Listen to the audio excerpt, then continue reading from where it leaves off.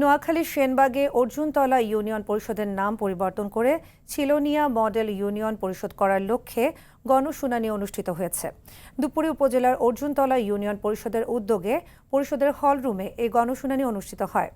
এ সময় এলাকার লোকজন দুই হাত উঠিয়ে সম্মতভাবে গ্রামের নাম পরিবর্তনে সমর্থন জানান।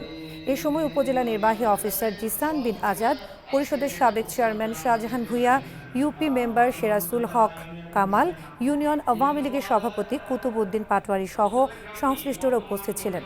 সেনবাগ উপজেলার অর্জুনতলা ওয়ার্ডকে সেনবাগ পৌরসভায় অন্তর্ভুক্ত করা হয় 2002 সালে। তবে দাপ্তরিক বিভিন্ন কাগজপত্র সহ উন্নয়ন কর্মকাণ্ডে ব্যাঘাত ঘটায় এলাকাবাসী নাম পরিবর্তনের দাবি জানান। পরে বর্তমান চেয়ারম্যান সাখাওয়াত হোসেন রিপন এটির নাম ছিলনিয়া মডেল ইউনিয়ন হিসেবে নামকরণের জন্য উপজেলা পরিষদের সমন্বয় সভায় উপস্থাপন করেন।